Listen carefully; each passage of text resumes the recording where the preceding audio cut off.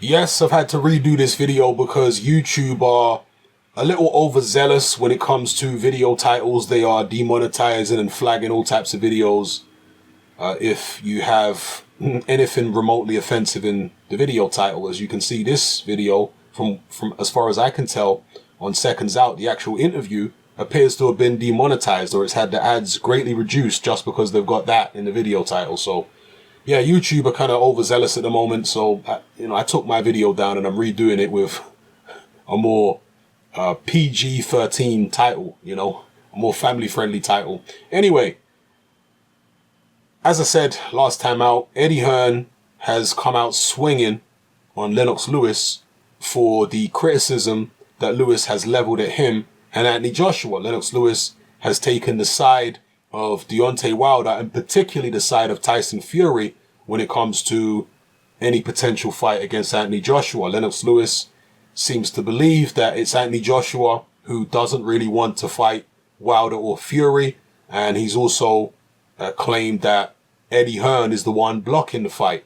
So Hearn came out swinging, he said what he said, and we'll see what happens from here on in. If Lewis will strike back, I can't imagine Eddie Hearn would say what he said in this video to Lennox Lewis face to face. I know he used to do a little bit of boxing down Dagenham when he was a teenager or wherever it was, or Brentwood, but he's not really about that life. Now, is Lennox Lewis right in his assessment, or is it a case of him being misinformed or biased?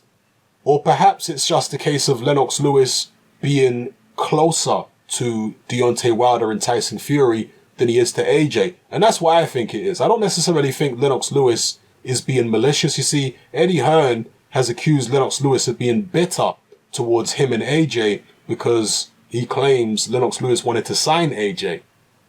And because he obviously didn't sign with, AJ obviously didn't sign with Lennox Lewis, Hearn is claiming he's bitter and,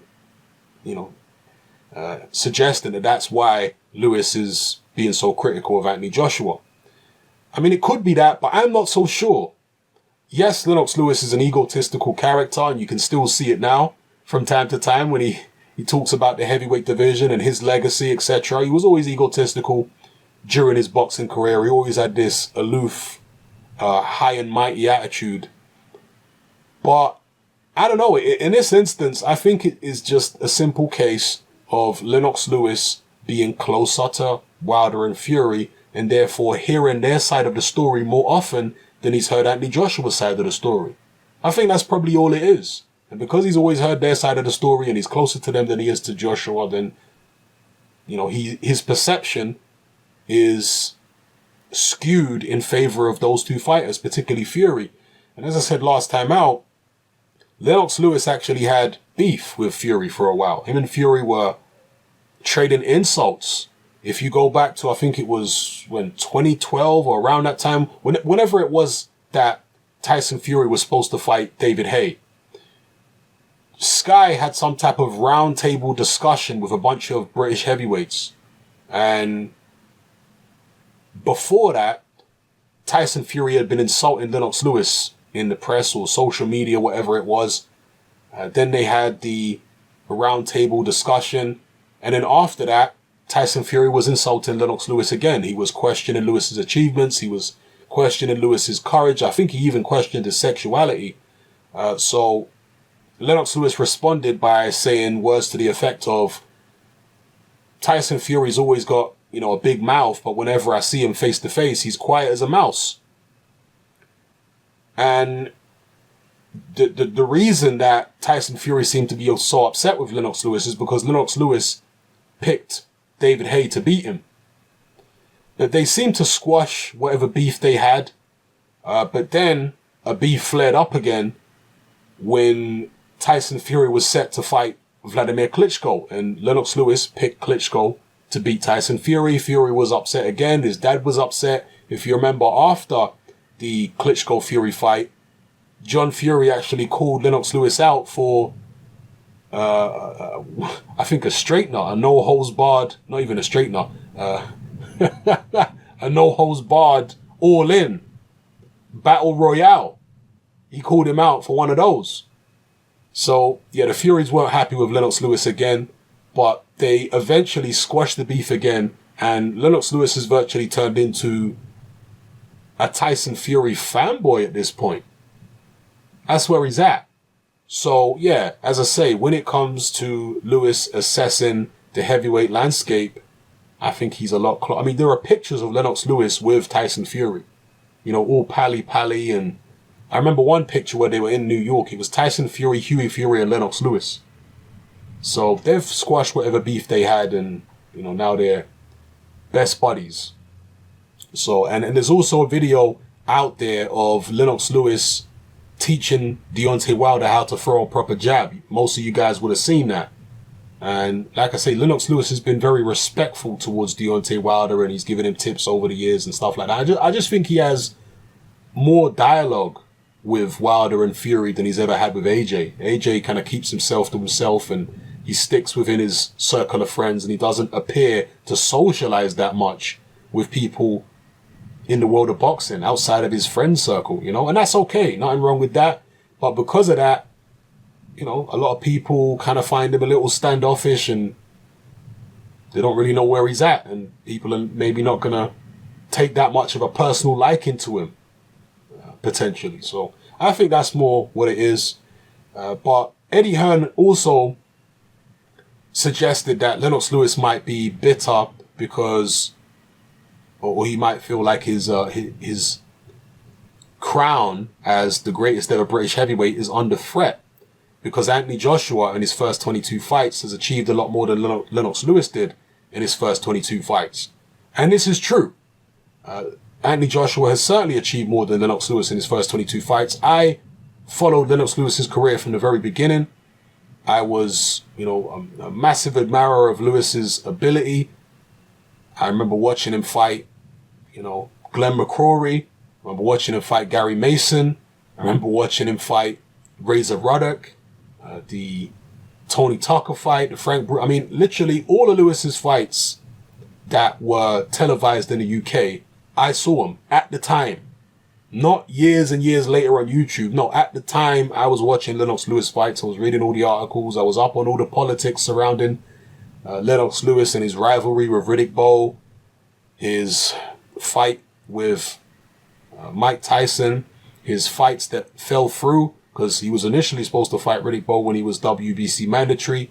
We know the story behind that. Bowe threw the WBC belt in the bin. But later on down the line, he was supposed to fight Riddick Bowe again. This time Riddick Bowe appeared as though he was going to take the fight, but then Lewis lost to Oliver McCall, so the fight fell through again. There was obviously the fights with Holyfield, the first one being a controversial decision. I mean, you know, I'm literally, at this point, a Lennox Lewis expert. I would even go as far as calling myself that. A Lennox Lewis expert in terms of, you know, the amount of information that I've accrued over the years on Lennox Lewis's career, watching it unfold firsthand.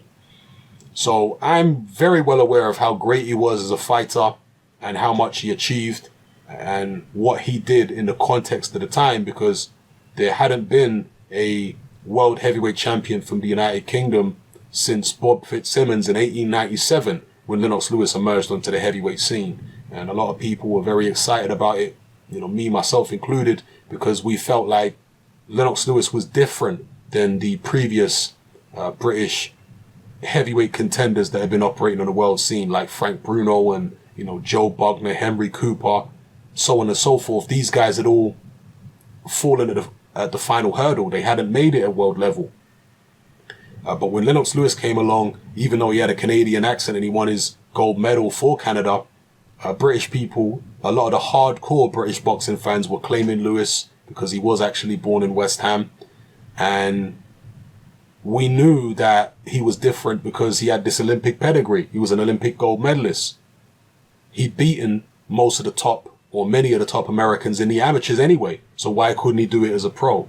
You know, so this is why a lot of the hardcore British boxing fans had so much confidence in Lennox Lewis and why we were so excited about him. And when he knocked out Razor Ruddock at Earl's Court, I mean, I still get shivers up my spine when I think about that fight. the Razor Ruddock fight, because nobody expected Lewis to go in there and blast Razor Ruddock out in 2 rounds. The man who'd been, 19 rounds with Mike Tyson, Razor Ruddock, and given Tyson all he could handle. Nobody expected Lewis to come out and blast him out in 2. People who thought Lewis could win thought he would do it on points. Nobody thought Lewis would blast him out. So, yeah, that was a very exciting moment for heavyweight boxing. Anyway, I say all that to say this. Again, if you do compare Lewis's first 22 fights to Anthony Joshua's first 22 fights, it is chalk and cheese. Let's see. I always have to do this. All right, so it was Lewis's 18th fight when he fought Levi Billups. And that was a tough fight, by the way, when Lewis fought Billups. That was a real tough fight. Billups, a journeyman with a very unconventional style, but he managed to get a lot of shots off of Lennox Lewis. I know the scorecards are wide here, but you go watch the fight and Billups was landing plenty of shots. Lewis ended up being cut in that fight and taking a decent amount of punishment. So that was Lewis's... Oh, God, I've lost it already. He'd had 18 fights going in, so that was his 19th fight, yes? Yeah, that was his 19th fight. Okay, so Billups was the 19th. Derek Williams, that was one of Lewis's best finishes for me, was the uppercuts that he landed against Derek Williams. Derek Williams, a very big guy. I'm not sure if Derek Williams is still managing fighters, because he used to manage fighters. He used to manage... God, I forget the guy's name now. Who is he managing? What's the guy's name? The short heavyweight from Southeast London who fought Danny Williams, and he used to train people at Miguel's gym. I know the guy. I can't even remember his name. Keith Long. Oh my God, how can I forget Keith's name? Keith Long. Alright. Keith Long used to train people at Miguel's gym. Maybe he still does. Yeah, Derek Williams used to manage Keith Long. He also, I think, was managing AJ Carter for a while. Anyway, yeah, Lewis knocked out Derek Williams. So that was his 19th fight, 20th fight, 21st fight. So the 22nd fight was Razor Ruddock. Now, there is nobody inside this first 22 fights who comes close to a Vladimir Klitschko. There's absolutely no question that Anthony Joshua in his first 22 not only achieved more than Lennox Lewis, but fought far better opposition than Lennox Lewis. I mean, if you look through Lewis's first 22, he did fight some good fighters, all right? Gary Mason, that's a tough fight. Right? Don't get it twisted, that's a tough fight. He won a European title the fight before against Jean Chaney.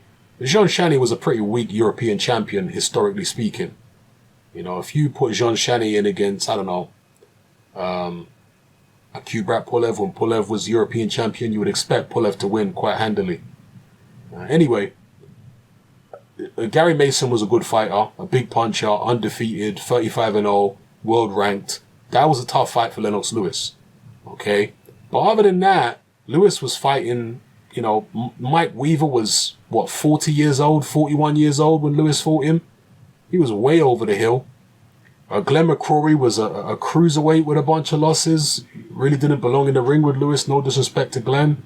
Tyrell Biggs was really washed up. I know he only had 4 losses at the time, but he was washed up. Levi Billups, I talked about him, he was a journeyman. Derek Williams was really just a European level fighter. You know, never really did anything at world level. He was actually trained by Angelo Dundee, believe it or not, Derek Williams. Yeah. Mike Dixon, who was a very tough man, Mike Dixon, despite his small size, 207 pounds. At the time, Mike Dixon could take a hell of a shot. If you see that Lennox Lewis-Mike Dixon fight, I don't think Dixon actually goes down. He gets stopped on his feet. And he takes a hell of a shot, Mike Dixon. I think Mike Dixon also fought Razor Ruddock. So, yeah, inside his first 22, there is no way that Lennox Lewis fought as good a opposition as Anthony Joshua has. But Lewis is known for what he did from the Razor Ruddock fight on more than anything. You know, Gary Mason aside, which was a good win, he's known for what he did after the Ruddock fight. Now, Lewis's career as an all-time great really started after the loss to Oliver McCall.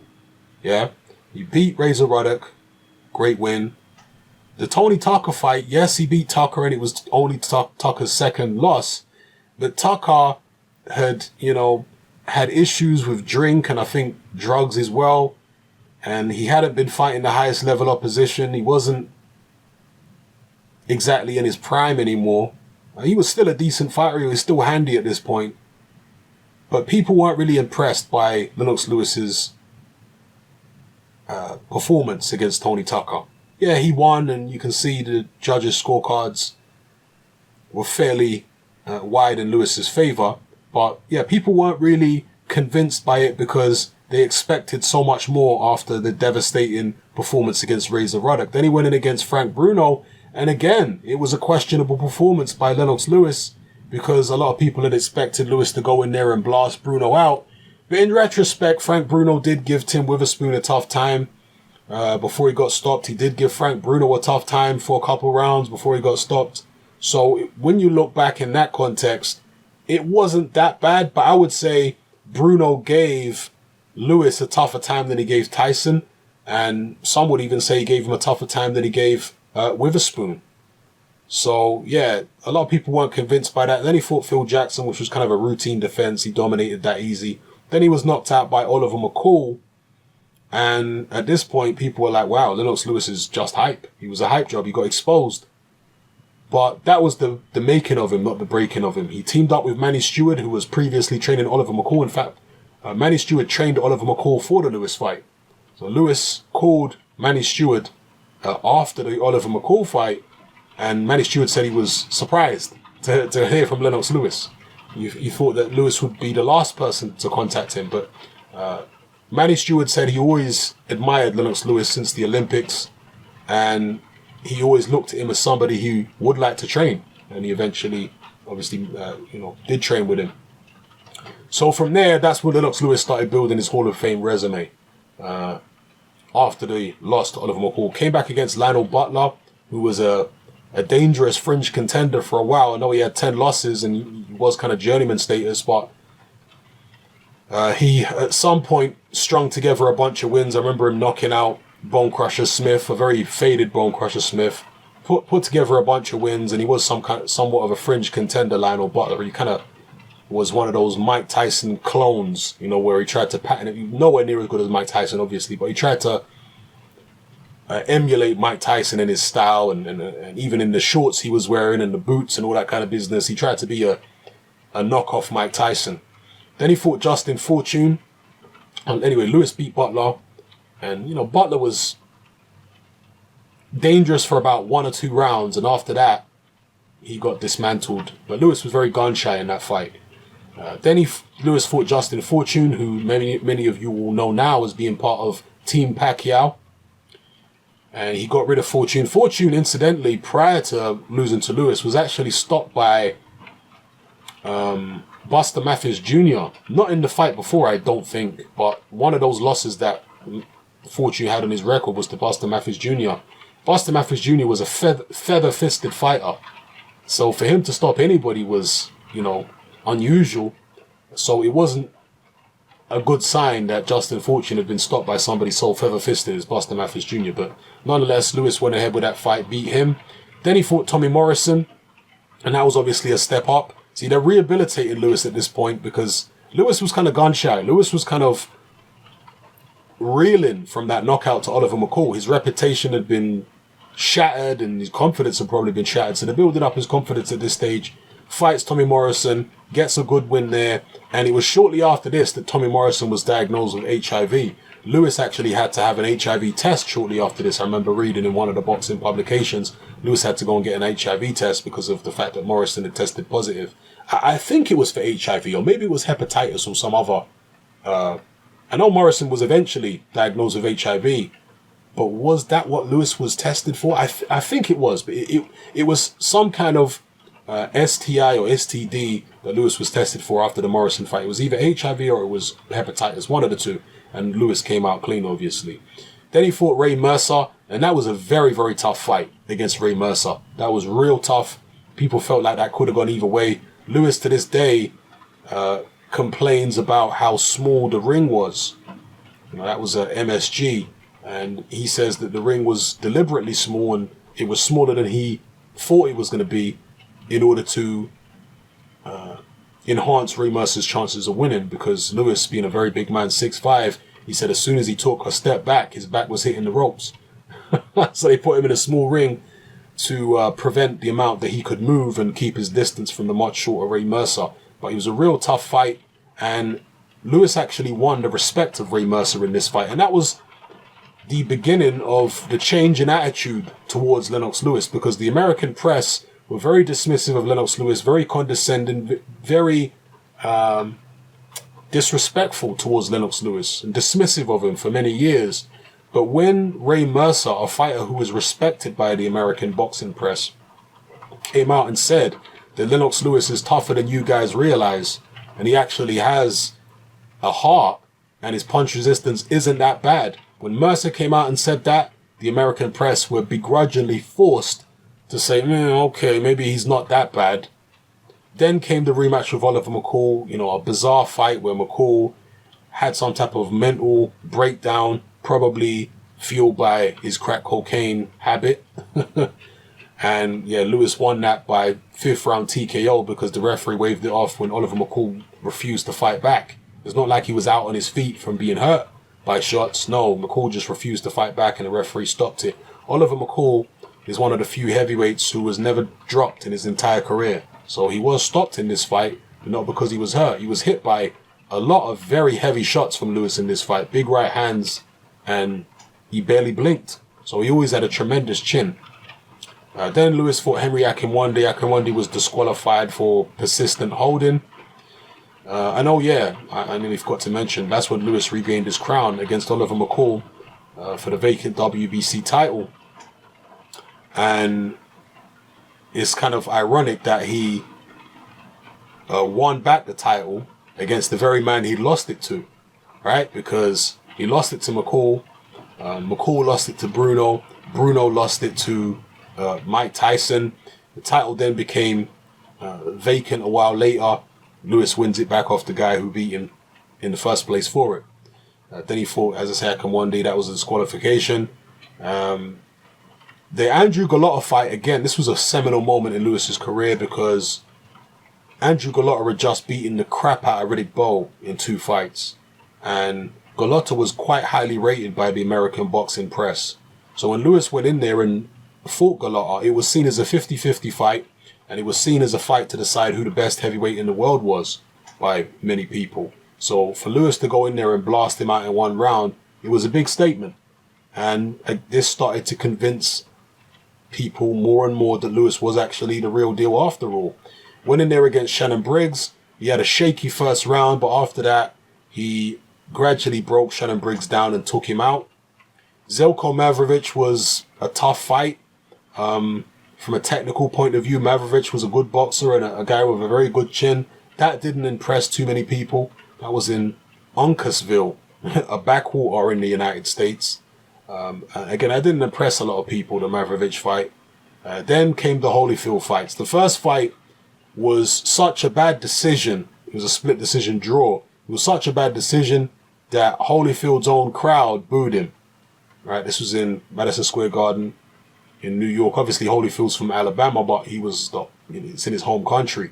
So, yeah, the American press didn't try and hide behind, from what I remember anyway, they didn't try and hide behind this decision. They called it for what it was, which was a terrible decision.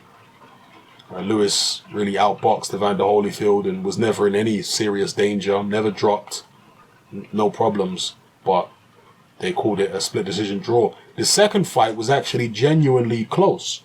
Yeah, relatively so, but they gave Lewis, one of them had 117, 111 to Lewis. I think that's a bit wide. Lewis won the fight, but it was close. I actually think the rematch was closer than the first fight, which is ironic, given the fact that they gave him the second fight UD. The first fight was only a draw, but really the second fight was, more competitive and a much better fight than the first one was. Then he took on, and really Lewis's respect level went way up when he managed to, unify the titles against Evander Holyfield. That was for all the marbles. At the time, the WBO was still not universally recognized as a legitimate sanctioning body. So this was for the WBC, the WBA, and the IBF. Those were the 3 that mattered at the time. You don't care about the IBO. So anyway, I'm not going to go through Lennox Lewis's whole career. I'm just showing you guys that he achieved a hell of a lot afterwards. If we pick out some names,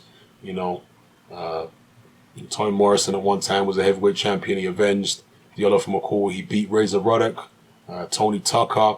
Obviously, the Holyfield fights. David Tua was a top contender at the time. Michael Graham was a top contender. Mike Tyson, obviously, even though Tyson was washed up. And Vitaly Klitschko, in retrospect, might even be Lewis's best win. Well, definitely one of them. It would be between Vitaly Klitschko and Evander Holyfield in terms of Lewis's best win. And both of them are great wins, particularly when you consider the fact that Lewis was coming off a year layoff and he was training to fight a much shorter opponent. He was training to fight Kurt Johnson when he took on Vitaly Klitschko. And he really wasn't in shape. He was like 10, 12 pounds overweight. He was like 37 years old. And he really didn't rate Klitschko much, which is why he agreed to take him on 2 weeks' notice. Klitschko had been training to fight on Lewis's undercard, so Klitschko was in great shape. And Klitschko also admitted that he had been studying Lennox Lewis for years, which is why he agreed to take the fight on short notice too. He said, it's no problem. I've been studying Lewis for years. I know exactly what I'm going to do, exactly how I'm going to fight him. Whereas Lewis arrogantly took the fight against Klitschko on short notice, when he'd been training for a much shorter man, when he was overweight, and when he'd come out, just come off a long layoff. Taking on Vitaly Klitschko in those circumstances was very foolish. But Lewis arrogantly believed that Vitaly would fold the same way that Andrew Golota had folded, because there was this narrative going around in boxing at the time, and particularly in American boxing. And even though Lennox Lewis is not American, he was based in the United States. And there was this narrative going around that Eastern European fighters don't have the mental strength to make it at the top level. This is the narrative that was going around. This is what Larry Merchant said about Vitaly Klitschko when Klitschko quit in the fight against Chris Bird when he injured his shoulder. He said the Eastern European fighters just don't have it mentally. And I think Lewis bought into that. He probably remembered that Chris Bird fighting for, this Klitschko guy ain't got no heart. I'll take him into deep waters and drown him. I'll walk through him the way I walked through Andrew Golota. In fact, he admitted, I think at some stage, that is what he was thinking, or maybe it was one of his team, like Manny Stewart or somebody. But I remember someone saying that from the Lewis side, that Lewis arrogantly thought it would just be like the Golota fight, but he found out the hard way that it definitely wasn't like the Golota fight, and we know that Vitaly Klitschko went on to be a tremendous heavyweight, a dominant heavyweight. So in retrospect, under the circumstances, Lewis was, far removed from his best, given the fact that he was overweight and coming off a layoff and underestimated Klitschko.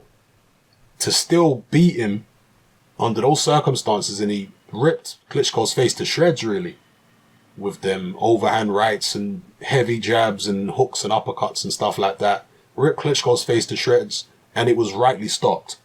That fight had to be stopped. You could never let that fight go on. I mean, the guy's eyelid could have come off. That's one of the worst cuts on the eyelid I've ever seen in boxing. So they had to stop the fight there and then. Lewis said he would give Vitaly Klitschko a rematch, but he never did.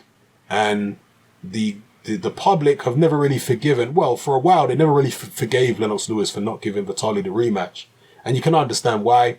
But at the same time, Lewis knew that he was in danger of falling into the trap that so many other great fighters of the past have fallen into, which is not knowing when to walk away. And there was a documentary that Lennox Lewis was in when he first became WBC champion.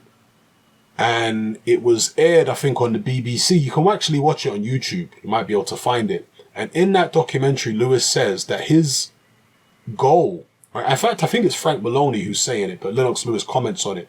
And they're talking about Lewis's goal. And Lewis's goal was actually to become undisputed champion, to defend the title once, and then retire.